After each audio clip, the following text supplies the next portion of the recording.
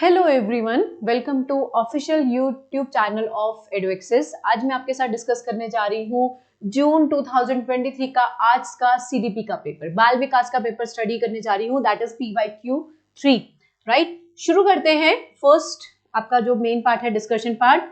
First question says, which of the following is bottom of hierarchical structure of needs presented by Abraham Marshall in his self-actualization theory? Means जो स्वयं वास्तविकरण जो है, उसने जो वास्तविकरण की जो थ्योरी दी है, मार्शल ने जो थ्योरी दी है, अब्राहम मार्शल ने जो थ्योरी दी है, उसके अकॉर्डिंग जो है, जो हिराकी ऑर्डर है, उसके अकॉर्डिंग बच्चे की सबसे जो क्या कहते हैं, ओके जो सबसे जो नीडेड, सबसे इंपॉर्टेंट चीज जो है, सबसे जरूरतमंद जो है, वो पार्ट क्या रहता है, एक क्या कहते हैं, एक ह्यूमन बीइंग की लाइफ में, एक इंसान की जिंदगी में क्या रहता है, उसका वास्तविकरण जो है, उस तरह उसका जो सिद्धांत है, उसने किस तरीके से इस चीज को एक्सप्लेन किया है। तो इसका जो आंसर रहेगा आपके लिए,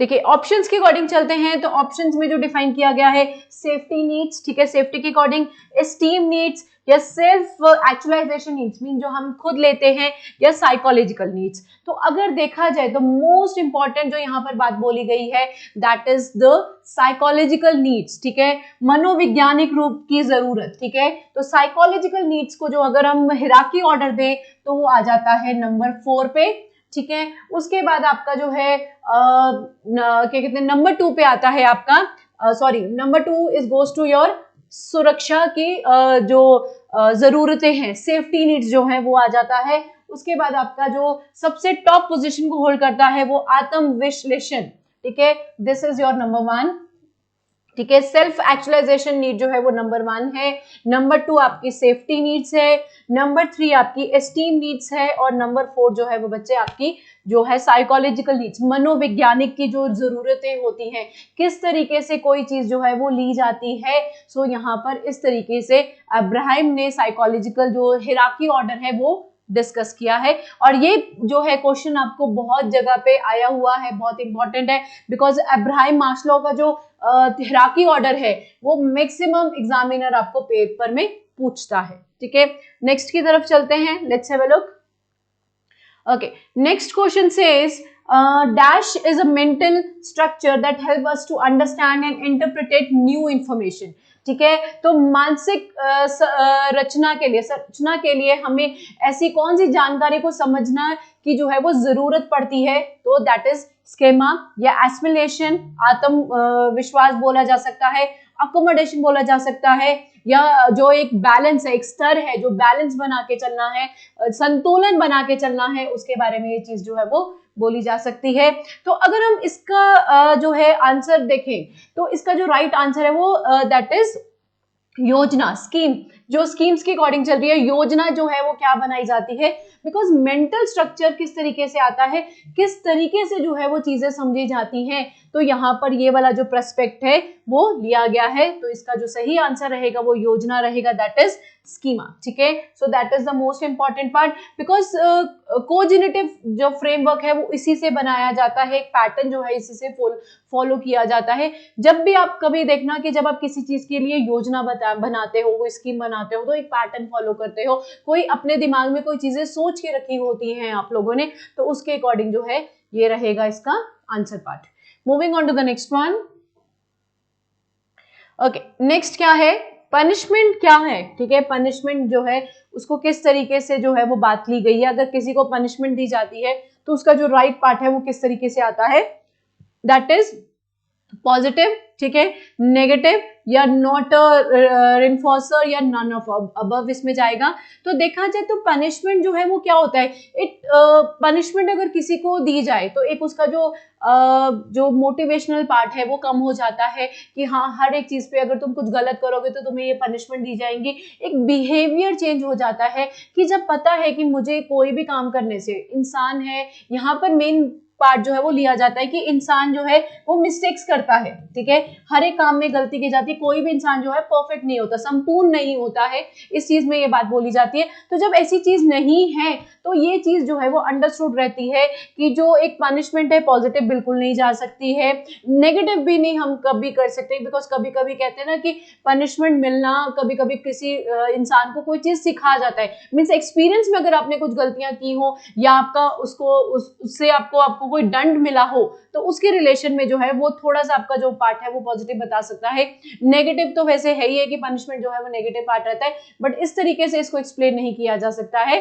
तो अगर हम बोले कि इसका जो मेन पार्ट है नॉट अ रेनफोर्सर, मीन पुष्टि करने वाला नहीं, बिल्कुल भी ये एक पनिशमेंट जो है वो किसी का बिहेवियर नहीं बताता, पनिशमेंट कोई भी जो है किसी के इंसान का जो व्यक्तिगत रूप है वो एक्सप्लेन नहीं करता है, तो इसलिए इसका आंसर रहेगा that is the C statement. ठीक है, आगे मूव ऑन करते हैं।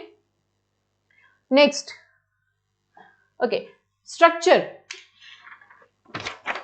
The structure of intake model developed by the Guilford, ठीक है, गुलिफोर्ड ने जो स्ट्रक्चर है वो किस तरीके से दिया था, जैसे कि 160 फैक्टर्स में इंटेलिजेंस के या 140, 150 या 30 फैक्टर्स में। तो अगर गुलिफोर्ड के बारे में थोड़ा सा पता करें, बिकॉज गुलिफोर्ड ने जो इसका जो इंटेलिजेंस का जो लेवल स्ट्रक्चर पार्ट जो दिया था वो 150 में दिया था। याद रखना ये बहुत इंपॉर्टेंट है, बिकॉज मैक्सिमम ये क्वेश्चन जो है एग्जाम में आया हुआ है। उसने जो structure of intake that SOI जो उसने बनाया है गुलिफोर्ड ने, उसमें उन्होंने 150 मींस 150 तरह के डिफरेंट जो है एक इंटेलिजेंस का जो एक पार्ट है वो एक्सप्लेन किया था गुलिफोर्ड ने। तो ये बहुत ही मेन पार्ट है, तो इसका जो एक नंबर वैल्यू है वो जरूर पता होना चाहिए, बिकॉज गुलिफोर्ड जो है इसके ऊपर थ्योरीज भी जो है आपको पेपर में पूछी जाती है। ओके, आगे देखते हैं नेक्स्ट वन।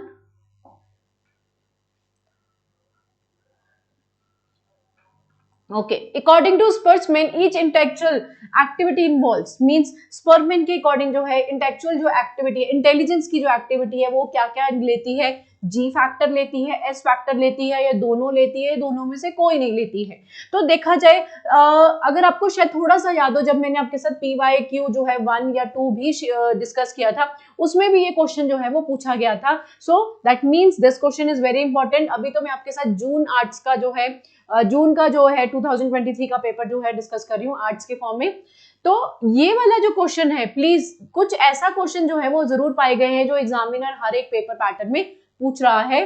ठीक है, तो इसका जो आंसर है वो both G and S factor है, मींस दोनों चीजों को जो स्पर्ट्समैन ने जो है वो डिस्कस किया था। अकॉर्डिंग टू स्पर्ट्समैन उसने ये बोला था कि जो G फैक्टर है और जो S फैक्टर है, मींस एक G फैक्टर जनरल इंटेलिजेंस बताता है, जो जैसे हम नॉर्मल अंडरस्टैंडिंग बोलते हैं कि हाँ हर जगह पे हमें पता है कि रोड क्रॉस कैसे करनी है, तो जनरल इंटेलिजेंस है कि हमें पता है कि हमें इधर उधर जो है वो ट्रैफिक देखना है। ठीक है, एक आ जाता है आपका specific factor, specific S factor जो है वो लिया गया था, दैट इज स्पेसिफिक इंटेलिजेंस के अकॉर्डिंग है कि हाँ एक चीज को करने में जो है किस तरीके का जो आपका जो एक माइंड पावर या इंटेलिजेंस लेवल लगता है कि किस तरीके से वो चीज जो है वो आपको करनी चाहिए। जैसे हम बात करें तो मैथ्स के सम्स को लेके, मैथ्स के सम्स के लिए आपको स्पेशल इंटेलिजेंस की जरूरत है, बिकॉज उसमें आपको फॉर्मूला पता होना चाहिए। अगर वो इंसान वो मैथ्स का सम सॉल्व करे जिसको फॉर्मूला नहीं पता है तो वो सॉल्व नहीं कर पाएगा।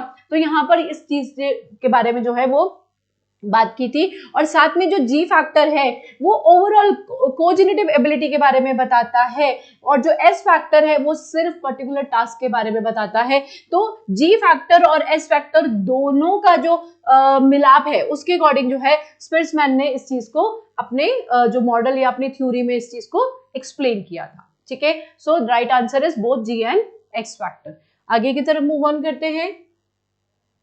Okay, next one, dash is not the branch of applied psychology, dash is not the branch of applied psychology, so I hope बहुत सिंपल आंसर है। इसका आंसर है एक्सपेरिमेंटल साइकोलॉजी, किसी चीज को प्रयोग में डालना। ठीक है, जब हम किसी चीज को प्रयोग में डालते हैं, बिकॉज साइकोलॉजी जो है वो एक्सपेरिमेंटल नहीं मानी जाती। साइकोलॉजी जो है वो इंसान से रिलेटेड, उसका जो मेन सोचना, कौन सी चीज किस टाइम पे करनी, कैसे करना, किस तरीके का बिहेवियर करना, किस तरीके का सोच विचार रखा जाता है, तो वो एक्सपेरिमेंटल में नहीं जाते हैं। It's not a branch of applied psychology नहीं है, ठीक है, बिकॉज अप्लाइड साइकोलॉजी कहता है रिसर्च कंडक्ट करता है, फिर एक्सपेरिमेंट्स होते हैं, साइकोलॉजिकल फ्रेजेस को समझा जाता है। तो इस तरीके से साइकोलॉजिकल जो एक्सपेरिमेंटल साइकोलॉजी जो है वो अप्लाइड साइकोलॉजी का ब्रांच नहीं माना जाता है, बिकॉज इसमें रिसर्च ज्यादा आ जाती है। ओके, आगे मूव ऑन करते हैं। ओके, एडजस्टमेंट, ठीक है, adjustment is related to what, means अगर आप किसी के साथ एडजस्टमेंट की बात करते हैं तो वो किस तरीके से किस चीज को किस तरीके से जो एडजस्टमेंट को देखा जाता है। एडजस्टमेंट का मतलब होता है कि हम किस तरीके से किसी के साथ अपना जो है तालमेल जो है वो बिठाते हैं, तो एडजस्टमेंट उस तरीके से बोला जाएगा।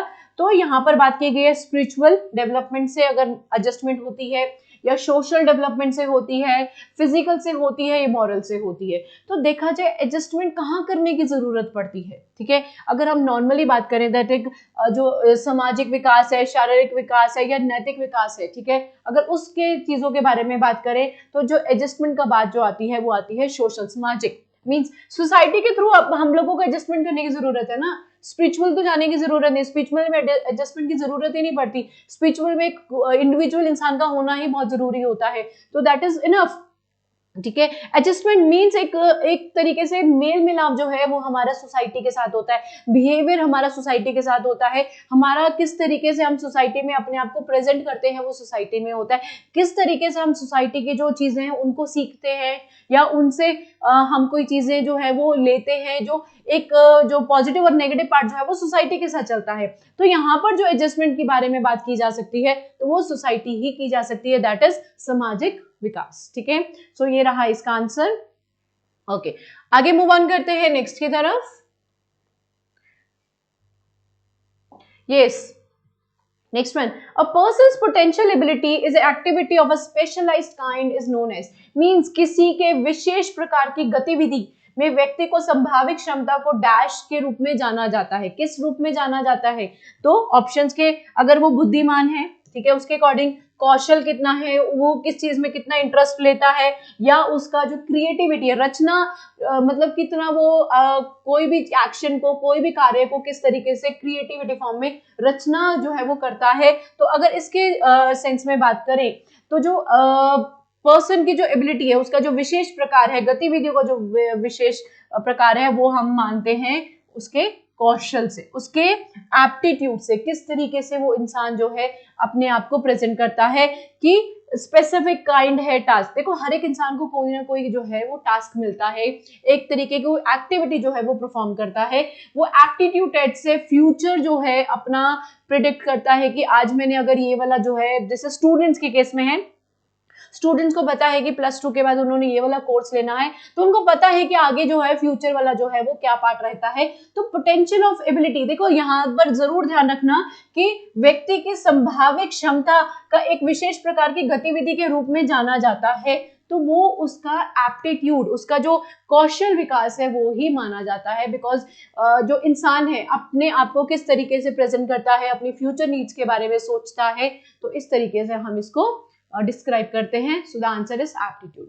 ओके, आगे मूव ऑन करते हैं नेक्स्ट की तरफ। ओके, नेक्स्ट है, yes, who used the word puzzle box in the experiment for developing a theory of learning? puzzled box जो है वो किसने वर्ड जो है वो यूज किया था अपनी थ्योरी में? तो आप लोगों को शायद थोड़ा सा ध्यान आ रहा होगा कि पिछले PYQ में भी कुछ ऐसा क्वेश्चन आया था, मतलब सेम नहीं था बट पजल बॉक्स को जरूर था कि किसने पजल बॉक्स के बारे में बताया, या पजल बॉक्स का जो डिस्क्रिप्शन है वो पूछा गया था। तो इसके अकॉर्डिंग अगर देखा जाए तो EL थॉर्नडाइक ने जो है आपका जो पजल बॉक्स का जो कॉन्सेप्ट है वो दिया था, कि उसने ये बताया था कि लॉ ऑफ इफेक्ट बताया था, ठीक है। तो यहाँ पर जो EL थॉर्नब्रॉक है उसने पजल बॉक्स को एक तरीके से जो किस तरीके से जो इंसान है वो किस किस वे से जो है वो लर्निंग करता है, ठीक है। तो अगर उसको एक इंसान को किसी चीज में, किसी सिचुएशन में डाल दिया जाए, कुछ कर दिया जाए, तो क्या वो उस चीज से वो निकल के बाहर आएगा, या उस चीज से सीखते हुए कुछ चीजों को वो अपने आप में लेते हुए बाहर आएगा, उस सिचुएशन से अपने आप को बाहर निकालेगा। तो इस तरीके से EL थॉर्नडाइक ने इस चीज को एक्सप्लेन किया था, ठीक है। So right answer is EL Thorndike. Next move on करते हैं नेक्स्ट की तरफ। Okay, next question is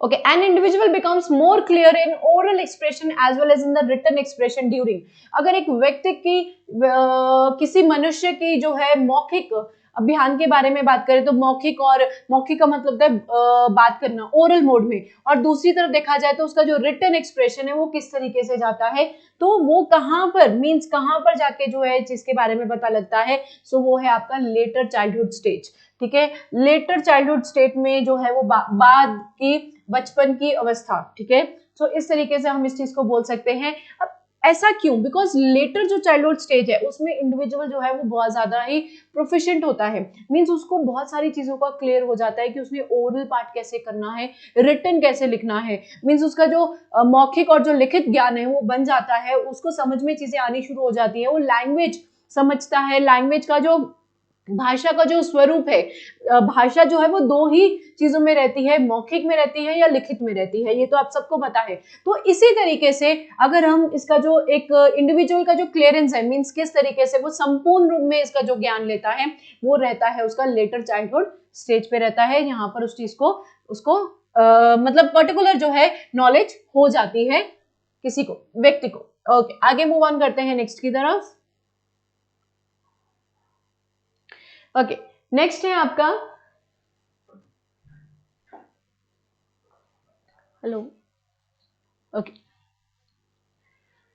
next as a science of weight, okay, ये सेम क्वेश्चन आ चुका है, मूव ऑन करते हैं। Yes, okay, as a science of behaviour, ठीक है, साइकोलॉजी स्टडीज, अगर साइंस का बिहेवियर के बारे में बात करें तो जो आपकी जो साइकोलॉजी है, ठीक है, दैट इज मनोविज्ञान का जो अध्ययन है वो किस तरीके से जो एक विज्ञान का रूप जो है उसको किस तरीके से समझता है, overt behaviour of human behaviour, ठीक है, या overt behaviour of any organism, ठीक है, या covert behaviour of human behaviour, या both overt and covert behaviour of organism. ठीक है, तो यहाँ पर बोला गया है मानव का जो चेतना व्यवहार कैसा है, या किसी भी जीव का चेतना व्यवहार कैसा है, या मानव का चेतना व्यवहार कैसा है, या किसी भी जीव के चेतना और अचेतन दोनों का व्यवहार कैसा है, तो इसका जो राइट आंसर है दैट इज द D1। अब कैसे है देखते हैं। ठीक है, अगर देखो साइकोलॉजी के बारे में बात करें तो ओवर्ट का मतलब होता है ऑब्जर्व करना। ठीक है, ओवर्ट का मतलब होता है ऑब्जर्व करना, कि आप किसी भी इंसान को किस तरीके से ऑब्जर्व करते हो, और आपका जो कोवर्ट का मतलब होता है इंटरनल पार्ट। ठीक है, इंटरनल पार्ट का मतलब है, इंटरनल क्या होगा, एक बीइंग अ ह्यूमन बीइंग, अगर इंटरनली अगर हम किसी के बारे में बात करते हैं तो इंटरनल का मतलब होता है इसके इमोशंस, उसका साइकोलॉजी का पार्ट, उसके इमोशंस, उसके थॉट्स, उसके जो विचार उसके जो है दिमाग में घूम रहे हैं कि हाँ उसने अभी ये करना है, वो ये करना है, ऐसा करेगा, ऐसा सोच रहा है, तो ये सारे विचार है वो इंटरनल है। ठीक है, और उन्हीं इंटरनल विचारों को लेके वो किस तरीके से अपने आप को बाहर बिहेव करता है, अपने आप को प्रेजेंट करता है, इनर टू आउटलुक में प्रेजेंट करता है। सो यहाँ पर जो स्टेटमेंट जाती है कि इस तरीके के दोनों जो पार्ट है वो देखे जाएंगे, both overt and covert behaviour of any organism, किसी का भी अंदरूनी या बाहरी जो है प्रभाव जो है किस तरीके से पड़ता है, तो उस चीज को इसमें साइंस जो है वो बिहेवियर में लेती है, दैट साइकोलॉजी जो है वो स्टडी करती है। ठीक है, सो मूव ऑन करते हैं नेक्स्ट की तरफ। बहुत इजी है, आपका सीडीपी का जो बाल विकास का जो पेपर आता है इसमें थोड़ी सी चीजों में जरूर ध्यान देने वाली बात है, बिकॉज इसमें आप लोगों को बेसिक पार्ट जो साइकोलॉजिकल पार्ट है वो समझना बहुत जरूरी है। ओके, आगे चलते हैं। In which method, yes, in which method the individual observe and analyze his own behavior, means किस विधि में व्यक्ति अपने ही व्यवहार पर अपने ही व्यवहार का जो विश्लेषण करता है, ठीक है, एक्सपेरिमेंटल मेथड पे करता है, या क्लिनिकल मेथड पे करता है, या आप बोल सकते हैं इंट्रोस्पेक्शन मेथड पे करता है, या क्वेश्चनियर मेथड पे करता है। तो अगर देखा जाए एक्सपेरिमेंटल मेथड, तो एक्सपेरिमेंटल मेथड वो एक्सपेरिमेंट किसी का बिहेवियर जो एक्सपेरिमेंट पे नहीं जाता, मैं अपने बिहेवियर पे कि यार ऐसा हुआ, मैंने ऐसा किया, तो उसका एक्सपेरिमेंट करने नहीं बैठूंगी, इतना सोच विचार जो है नहीं करने बैठूंगी, वो चीज तो हो चुकी, जो बिहेवियर करना था वो हो चुका है, उस पर एक्सपेरिमेंट क्या करना।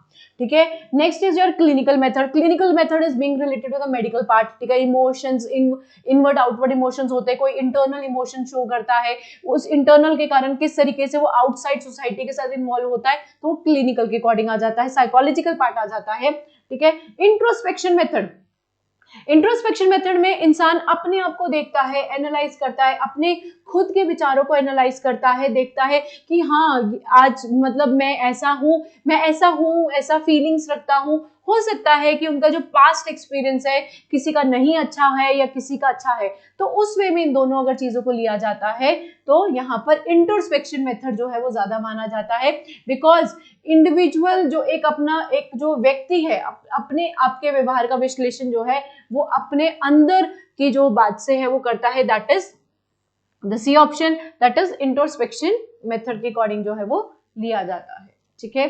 ओके, आगे मूव ऑन करते हैं नेक्स्ट की तरफ। ओके, पियाजे की थ्योरी आपको पता है, पियाजे इज वेरी इंपॉर्टेंट बिकॉज हर जगह पे इस चीज को जो है वो पूछा गया है। ओके, पियाजे के अकॉर्डिंग जो है बच्चा किसी समस्या के विभिन्न समाधानों को बहुत व्यवस्थित या तारीख तरीके से जो तलाशना शुरू कर देता है, तो उसका जो मेन पार्ट है वो क्या बोला गया है, दैट इज सेंसोमीटर मेथड, या प्री ऑपरेशनल स्टेज है, या कंक्रीट ऑपरेशनल स्टेज है, या फॉर्मल ऑपरेशनल स्टेज है। तो यहाँ पर जो मेन पार्ट आता है दैट इज योर फॉर्मल जो ऑपरेशनल स्टेज है। फॉर्मल ऑपरेशनल स्टेज क्या होता है, जब एक बच्चा शुरू करता है अपने आप को एक्सप्लेन करना कि वो किसी भी मुश्किलों का जो सोल्यूशन ढूंढता है, प्रॉब्लम्स का सोल्यूशन ढूंढता है, बहुत ही सिस्टमैटिक वे में, बहुत ही लॉजिकल वे में चलता है, तो उस चीज को जो है टिपिकली हम एज कह सकते हैं कि वो जो एज रहती है वो 11 साल की रहती है, ठीक है। 11 साल की उम्र में एक बच्चा जो है अपनी प्रॉब्लम्स, अपनी सॉल्यूशंस को मतलब ढूंढना शुरू करते हैं। इससे पहले बच्चों को कोई प्रॉब्लम नहीं होती, जो भी प्रॉब्लम होती है उनके जो पेरेंट्स हैं वो हैंडल करते हैं, बट जब बच्चा 11 साल, जैसे 11-12 है तो 13 में वैसे भी टीनेज जो है वो शुरू हो जाती है, तो ये थोड़ा सा टाइम फेज रहता है कि इस टाइम पे बच्चा जो है अपना प्रॉब्लम और सॉल्यूशंस के अकॉर्डिंग चलना शुरू करता है, that is formal operational stage माना गया है इसको, ठीक है। आगे मूव ऑन करते हैं नेक्स्ट की तरफ।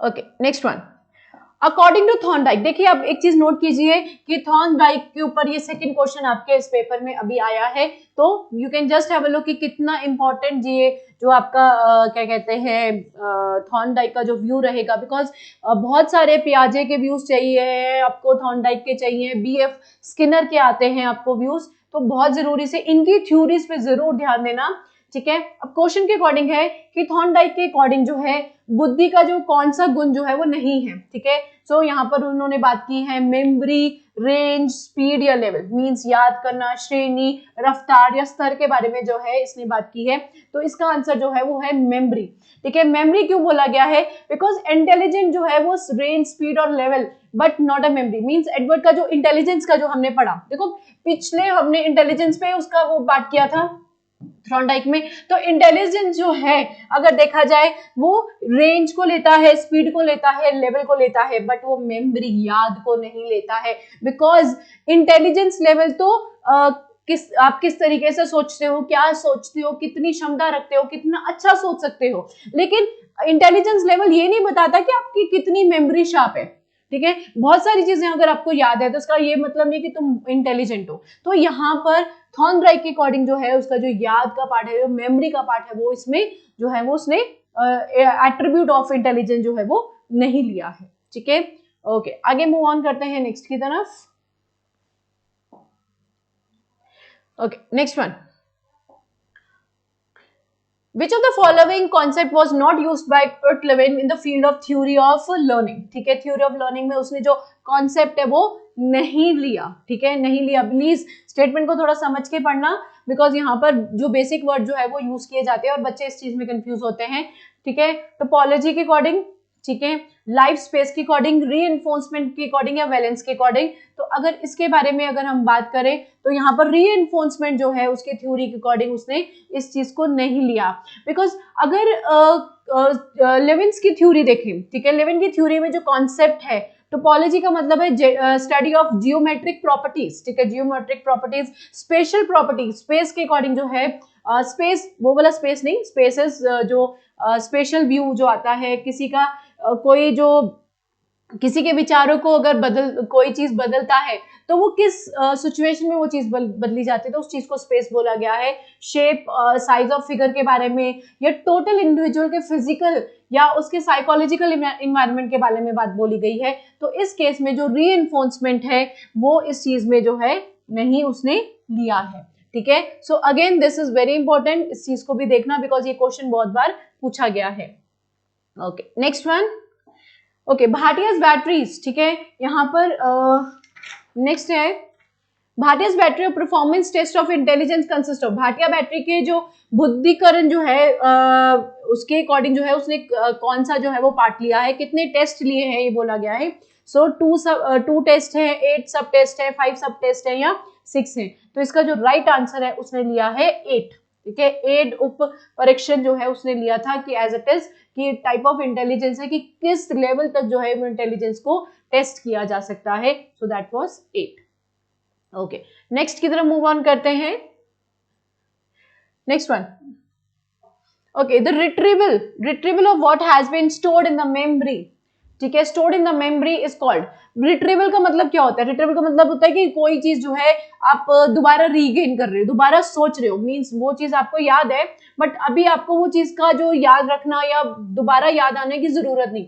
लेकिन आप कभी उस पुराने समय को अगर याद करते हो, पुरानी मेमोरी को याद करते हो, तो उस चीज को क्या बोला जाता है? दैट इज याद करना, मतलब कि रिकॉल करना। बहुत सिंपल है, this is very simple answer, इसमें कोई इतना हार्ड एंड फास्ट रूल नहीं है। Okay, next one. Next, which of the following has an important role in individual development? Individual की डेवलपमेंट में सबसे इंपॉर्टेंट रोल जो है वो कौन प्ले करता है? That is hereditary, means by birth अगर बोला जाए, जैसे डीएनए या जेनेटिकली बोला जा सकता है। इन्वायरमेंट, आपका जो आसपास का जो वातावरण है उसके अकॉर्डिंग बोला जा सकता है, या दोनों चीजें, हेरिडिटरी और इन्वायरमेंट दोनों, या दोनों में से कोई नहीं। ठीक है, तो अगर रोल के बारे में बोले, इंडिविजुअल, एक इंसान का जो विकास है वो अगर विकास को कौन प्रभावित करता है तो वो दोनों चीजें करती हैं। आपका बाय बर्थ हेरिडिटरी जो चीजें चलती आ रही हैं और आपका जो इन्वायरमेंट है, दोनों चीजें ही आपको इफेक्ट करता है। कहते हैं कि बच्चा जो है वो मैनर सीखता है, किस तरीके से वो बोलता है, वो अपने घर से सीखता है। बट सोसाइटी जो है, इन्वायरमेंट जो है, आउटसाइड इन्वायरमेंट जो है, वो भी उसको बहुत से कुछ सिखाता है। बहुत जो तरक्की का पार्ट है, जो डेवलपमेंट का पार्ट रहता है, ग्रोथ पार्ट जो है वो हेरिडिटरी से रहेगा। ठीक है, फिजिकल पार्ट भी हम बोल सकते हैं, बट एक इंटेलिजेंस का पार्ट, एक सोसाइटी में बिहेव करने का पार्ट जो है वो इन्वायरमेंट सिखाता है। तो यहाँ पर जो है आंसर दोनों आएगा। सो हेरिडिटरी के अकॉर्डिंग जेनेटिक है और इन्वायरमेंट के अकॉर्डिंग जो है आपका आउटसाइड इन्वायरमेंट, सोसाइटी बोला जा सकता है। आपका जो बाहरीकरण है उसको हम इस चीज से रिलेट कर सकते हैं। So this was the answer. Next की तरफ मूव ऑन करते हैं। ओके, अ टीचर, बहुत सिंपल क्वेश्चन है। Teacher can enhance motivation among the students in his class through. ठीक है, तो एक शिक्षक अपनी कक्षा में छात्रों के बीच प्रेरणा को कैसे बढ़ा सकता है? तो बहुत सिंपल आंसर है, जैसे ऑप्शन दी गई है, प्रेज या रिवॉर्ड देके, बहुत उन बच्चों की तारीफ करके या उनको कोई भी इनाम देके, इस तरीके से बोला जा सकता है। या सूटेबल टीचिंग मेथड यूज करके कि हाँ ये एक टीचर का जो है वो मेथड है बच्चों को पढ़ाने का और वो मेथड जो है बच्चों को बहुत अच्छे से समझ में आता है, तो ये एक पार्ट रहेगा। या बोला जा सकता है कक्षा में अनुकूल वातावरण आना, बहुत ही कूल इन्वायरमेंट शो करना, बहुत ही अच्छे से जो है हर एक बच्चे को अपने में ढालना, या बोला जा सकता है इनमें से सारे। तो देखा जाए तो सभी जो दिए गए जो हैं टीचिंग मेथड्स हैं, उस तरीके से जो टीचर है वो एक तरीके से मोटिवेशन को जो है वो प्रभावित कर सकता है या बच्चों के बीच में जो प्रेरणा का स्तर है वो बढ़ा सकता है। ठीक है, ओके, आगे की तरफ मूव ऑन करते हैं। नेक्स्ट है, who said psychology, yes, who said psychology is the science of human behavior? किसने बोला था कि जो मनोवैज्ञानिक मानव व्यवहार का विज्ञान है, किसने बोला था? तो ये तो बहुत अंडरस्टूड है, ये आपका क्या कहते हैं, वुड्सवर्थ ने बोला था। ये तो आपको बहुत इजीली पता होगा। ठीक है, वुड्सवर्थ ने ये चीज बोली थी कि जो साइकोलॉजी है जो है वो साइंस ऑफ ह्यूमन बिहेवियर है, कि इसी तरीके से वो मानव का विज्ञान, मानव का जो बिहेवियर है उस तरीके से वो उसको पहचानता है या उसी से जाना जाता है। तो वुड्सवर्थ ने ये बात बोली थी और वुड्सवर्थ के ऊपर भी काफी क्वेश्चन जो है आए हुए हैं। प्लीज ध्यान रखना जो थ्योरीज गिवन है आपकी साइकोलॉजी और पेडागोजी पे जो थ्योरीज गिवन है, जिन्होंने थ्योरीज दी हैं प्लीज उनके बारे में आपको बहुत अच्छे से इंफॉर्मेशन होनी चाहिए, बिकॉज कंप्लीट देखा जाए तो पेपर जो आता है वो उन्हीं के ऊपर आता है सबसे ज्यादा। ठीक है, नेक्स्ट की तरफ देखते हैं। Who stated that an individual intelligence in proportion that is able to carry an abstract thinking? किसने कहा था कि व्यक्ति अपने जो अनुपात में जो चिंतन करता है और उसी अनुपात में वह बुद्धिमान कहलाता है? ये चीज किसने कही थी? ये स्टर्न ने कही थी। दैट इज स्टर्न ने ये चीज कही थी कि एक जो इंडिविजुअल है अपने ही पार्ट में जो है वो इंटेलिजेंस, बिकॉज हर एक इंसान अपने आप को ही सोचता है कि मैं इंटेलिजेंस हूँ और इसी तरीके से वो ये सोच विचार रख के अपना जो जीवन शैली है वो बढ़ाता है। तो हर एक इंसान को बोला जा सकता है, बट वो है कि नहीं है वो तो उसका भारी विकास बताता है, वो उसका सोसाइटी बताती है। तो स्टर्न ने सिर्फ इतनी बात बोली थी कि हर एक इंसान अपने लेवल पे इंटेलिजेंट होता है। ठीक है, आगे मूव ऑन करते हैं। Okay, next one is which of the following is not true for the creative individual? अगर इसमें से देखा जाए तो कौन सा कथन एक रचनात्मक व्यक्ति के लिए सही नहीं है? ठीक है, तो यहाँ पर बात बोली गई थी कि creative individual has limited range of interest. ठीक है, फिर creative individual has a high intellectual capacity, creative individual is concerned with philosophical problem, या creative individual produces something new either totally or partial। Means एक रचनात्मक व्यक्ति जो है अपनी रुचियों समिति तक ही होता है, या उच्च भौतिक क्षमता रखता है, या वो अपनी जो चीजों को फिलोसॉफिकली जो है वो प्रेजेंट करता है, या वो नई वस्तु का पूर्ण या आंशिक उपदान जो है वो करता है। तो इसका जो राइट आंसर है वो क्रिएटिव इंडिविजुअल। मींस उसकी जो क्षमता है, रचनात्मक व्यक्ति की जो रुचि का दायरा जो रहता है वो वहीं पे सीमित हो जाता है, वहीं पे स्टार्टिंग हो जाता है। कि जब एक इंसान जो क्रिएटिव इंसान होता है वो कहता है कि मैं इतना कुछ सीख चुका हूँ, वो ऑलरेडी सीख चुका है, तो वो लगता है कि बस यहीं पे है और इससे ऊपर कोई चीज है ही नहीं, क्योंकि उसका जो वातावरण है, उसका जो इन्वायरमेंट है उसको ये चीज करने पे मजबूर करता है, बिकॉज वो अपने वातावरण को, अपने इन्वायरमेंट से रिलेटेड सारी चीजें कर चुका होता है। तो ये रहता है इसका मेन पार्ट। ओके, आगे की तरफ मूव ऑन करते हैं। Next, okay, who used the term mental age for the first time? Mental as की जो टर्म है वो किसने सबसे पहले जो है वो यूज की थी? दैट वाज बिने ने की थी। ठीक है, बिनेट ने फर्स्ट टर्म ये की थी। इनके अकॉर्डिंग क्या बोला गया था कि जो मेंटल एज है वो एक ऐसा साइकोलॉजी का पार्ट है कि जिसमें जो इंटेलिजेंस जो है वो टेस्ट किया जाता है। उसने एक बिनेट साइमन स्केल बनाया था, जिसका मतलब है कि चाइल्ड की जो सोचना, जो इंटेलिजेंस लेवल है एक बच्चे का, वो किस तरीके से जैसे जैसे उम्र बढ़ती है वैसे वैसे वो जो चीजें हैं वो बढ़नी शुरू हो जाती है। तो बिने ने जो है इस चीज को बताया गया था, कॉन्सेप्ट जो दिया गया था वो सिर्फ कोजेनेटिव डेवलपमेंट का मतलब है किस तरीके से इंसान जो है अपने आप को जो व्यक्तिगत रूप में उम्र के साथ जो है वो उसका जो इंटेलिजेंस लेवल है, उसका जो बुद्धिमान का जो लेवल है वो बढ़ता जाता है, और किस तरीके से वो अपने आप को इन्वायरमेंट, सोसाइटी इन्वायरमेंट में इंटरनली और आउट जो है वो लेता है। तो इस तरीके से बिनेट ने इस बात को फर्स्ट टाइम जो है वो यूज किया था। ओके, आगे मूव ऑन करते हैं। The occupation like electrician, mechanic और क्या कहते हैं मशीन ऑपरेटर रिक्वायर। ठीक है, सिंपल सी बात है, उसको क्या चाहिए? उनको सबको मोटर स्किल्स चाहिए, मोटर स्किल्स, इंटेलेक्चुअल स्किल्स नहीं चाहिए, बिकॉज वो तो मशीन ऑलरेडी बन चुकी है। ठीक है, कम्युनिकेशन स्किल्स की वहां जरूरत नहीं है। मोटर स्किल्स की जो है वो क्रिया कैसे जो चीज है वो काम करती है, बिकॉज जो इलेक्ट्रीशियन है, मैकेनिक है या ऑपरेटर है, तो उनको उन चीजों को यूज करने का जो स्किल्स चाहिए, तो उन सारे स्किल्स को मोटर स्किल्स कहा जाता है। ठीक है, ओके, नेक्स्ट की तरफ मूव ऑन करते हैं। Okay, next one is okay, which of the following statement is not true for the constructive classroom? Constructive classroom means रचनावादी जो कक्षा के लिए वो जो सही नहीं है। that is students are actively involved, actively means active जो है involvement रहती है उनकी, ये बात। या teacher transmits the knowledge, दूसरी बात। the classroom environment is democratic, या students construct new knowledge। तो कंस्ट्रक्टिव पार्ट नहीं है कि जो टीचर है वो सिर्फ नॉलेज जो है वो ट्रांसमिट कर रहा है, मीन्स जो शिक्षक जो है वो ज्ञान का संचार करता है कि हाँ जो इस तरीके से जो पार्ट है वो नॉट कंस्ट्रक्टिव क्लासरूम में बोला गया है, सो ट्रांसमिट्स द नॉलेज इस तरीके से, नॉट ट्रू, ठीक है, नॉट ट्रू, कंस्ट्रक्टिव नहीं बोला गया है, प्लीज इस चीज को याद रखना। बिकॉज टीचर जो टिपिकली लर्निंग करता है, गाइडिंग करता है स्टूडेंट को, इंक्वायर करता है, वो एक सिंपली जो नॉलेज को जब वो ट्रांसमिट करता है तो किस तरीके से स्टूडेंट उस चीज को, एक जो शिक्षक होता है और एक जो विद्यार्थी होता है, किस चीज को टीचर का जो पढ़ाया हुआ, शिक्षक का पढ़ाया हुआ वो लेता है, तो यहाँ पर इस चीज को बोला गया teacher transmits the knowledge. Okay, moving on to the next one.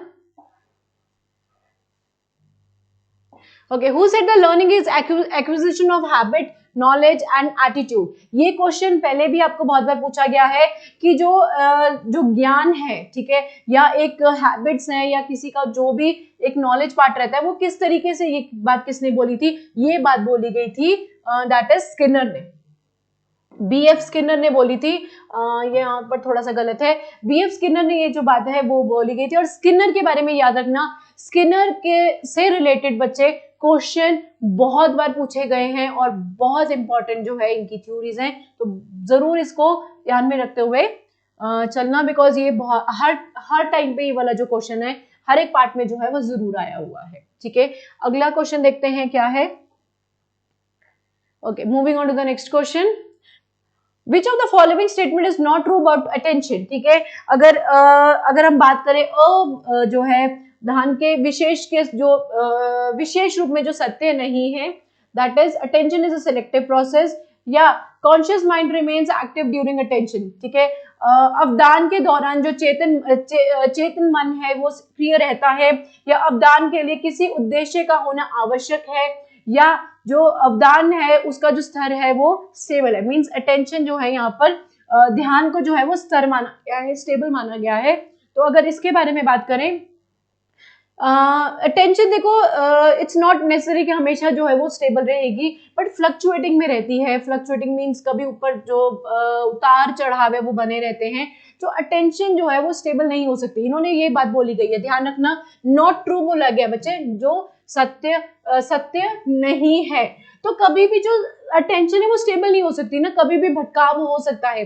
अगर आप बोलो कि मैं अटेंशन लगा रहे हो, पढ़ने में लगा रहे हो, बट अचानक से कोई टीवी ऑन कर दे या अचानक से कोई आ जाए घर में, तो आपका जो अटेंशन का जो पार्ट है वो क्या हो जाता है, वो फ्लक्चुएट कर जाता है। तो इसके अकॉर्डिंग जो है वो जो अटेंशन है वो स्टेबल नहीं है, ये बात बोली गई थी इन्होंने। ओके, आगे एक तरफ मूव ऑन करते हैं। लास्ट पार्ट आ रहा है आपके पेपर पीवाईक्यू का। Okay, next question, correlation. ठीक है, कोरिलेशन दैट इज प्रतिधारण। ठीक है, अगर हम बात करें जो correlation between retention and learning. ठीक है, अवधाकरण और जो अधिगम के अगर बीच में अगर बात करें तो उसका जो संबंध जो है वो कैसा रहता है, पॉजिटिव रहता है, नेगेटिव रहता है, जीरो रहता है, कि बहुत ही कम है, वीक रहता है। ठीक है, तो इसके बारे में बात करें तो जो इसका जो रिलेशन है वो बहुत ही पॉजिटिव रहता है, बहुत ही पॉजिटिव सेंस में बोला जा सकता है कि जो रिटेंशन है, रिटेंशन का मतलब होता है कि किस तरीके से आप उस चीज को रिटेन कर रहे हो, अपने विचारों में रिटेन कर रहे हो, याद रख रहे हो, उसको रिटेंशन में लिया जाता है। और लर्निंग का मतलब है कि किस तरीके से उसको याद रखते हुए आप उसको आगे जो है वो प्रेजेंट करते हो। बिकॉज लर्निंग जो है वो न्यू नॉलेज, न्यू चीजों के बारे में सोचता है कि आपने ये चीज जो है वो सोची है, आपको किस तरीके से जो लर्न है, किस तरीके से वो चीजें याद होती हैं। ठीक है, वो लर्निंग एस्पेक्ट है। तो रिटेन करना, लर्न करना, फिर उनको रिटेन करना, ये जो है इस दोनों का जो कॉम्बिनेशन है वो जो है वो पॉजिटिव कोरिलेशन को बताता है। ठीक है, ओके, सो इसका आंसर है positive. Okay, the simplest way of thinking is, सोच का सबसे सरल रूप कौन सा है? ठीक है, ये भी इंपॉर्टेंट क्वेश्चन है, माना ये बहुत सिंपल है बट सबसे इंपॉर्टेंट है। सोच का सबसे जो इंपॉर्टेंट जो रूप है, सरल रूप जो है वो रहता है कॉन्क्रीट थिंकिंग। ठीक है, कॉन्क्रीट का मतलब है दैट इज मूल चिंतन, दैट इज जिसमें फोकस किया जाता है, टेंजिबल चीजों पे फोकस किया जाता है, जिसे हम देख सकते हैं, सुन सकते हैं, उस तरीके की चीजों को फोकस किया जाता है। और इसमें जो मेन पार्ट है कि कुछ ऐसे विचार, जैसे एब्स्ट्रैक्ट थिंकिंग होती है कि जहां पर विचार रहते हैं, आपका सोचना रहता है, इमोशन पार्ट रहता है, उन चीजों को आप किस तरीके से लेते हो। तो इसमें जो कॉन्क्रीट थिंकिंग है वो बहुत इंपॉर्टेंट रहती है कि अगर हम सोचे कि हमें खुश रहना है, ठीक है, तो someone with concrete thinking might describe specific situation और thing that may feel. Means अगर मुझे पता है कि मुझे खुश रहना है, तो खुश रहने के लिए मैं कुछ हो सकता है कि अपना पुरानी कुछ यादें जो हैं आप अपने दिमाग में, अपने जहन में लेके आए और आप उन चीजों को सोच के जो है वो खुश रहे। तो कॉन्क्रीट थिंकिंग जो है वो यहाँ पर सिंपलेस्ट फॉर्म ऑफ थिंकिंग मानी जाएगी, जो सरल रूप माना जाएगा। ओके, मूव ऑन करते हैं नेक्स्ट की तरफ, लास्ट क्वेश्चन की तरफ। Okay, last question says learning Hindi में हेल्प, ठीक है, लर्निंग हिंदी में help a learner learn Punjabi, it is an example of, means Hindi सीखने के अधिक्रम में पंजाबी सीखने को मदद मिल सकती है। ये उदाहरण क्या है? ये उदाहरण है पॉजिटिव, मींस बहुत ही अच्छे से जो है पॉजिटिव ट्रांसफर ऑफ लर्निंग है कि अगर आप हिंदी सीख रहे हैं तो उसके साथ अगर आपने पंजाबी सीखनी है तो हिंदी अगर आपको आती है तो वो एक तरीके से थोड़ा हेल्पफुल होता है, बिकॉज हिंदी के जो वर्ड्स होते हैं, स्वर और व्यंजन होते हैं, वो कहीं ना कहीं आपको पंजाबी लर्न करने में जो है वो बहुत अच्छे से हेल्पफुल रहेंगे। तो देखा जाए स्किल्स होते हैं, आपको जो लर्निंग एबिलिटी, वोकैबुलरी, ग्रामेटिकल जो हैंडलिंग है, अब जैसे संज्ञा है, ठीक है, हिंदी की जो संज्ञा है उसको हम क्या कहते हैं, किसी भी चीज का जो डिस्क्रिप्शन पार्ट है, नेम प्लेस एनिमल थिंग, किसी भी नाम, किसी भी क्या कहते हैं जगह का नाम, किसी भी चीज का नाम को संज्ञा बोला जा सकता है। उसी तरीके से पंजाबी में भी जो ग्रामर पार्ट है वो सेम रहेगा। हाँ, थोड़ा सा लैंग्वेज बोलने में जो मात्रा को जो पार्ट है वो थोड़ा सा डिफर हो सकता है, लेकिन ग्रामर जो है वो वहां पर भी, व्याकरण हिंदी की भी वैसी रहेगी, पंजाबी में भी वैसी रहेगी। तो ये पॉजिटिव ट्रांसफर ऑफ लर्निंग जो है वो माना जाता है, ठीक है। So this was a paper of your क्या कहते हैं एचपी टैट सीडीपी का डिस्कशन पार्ट रहा था, बाल विकास का पीवाईक्यू डिस्कस किया है मैंने आज आपके साथ, इसके साथ मैं नेक्स्ट पार्ट भी लेके आऊंगी। So thank you so much, thank you.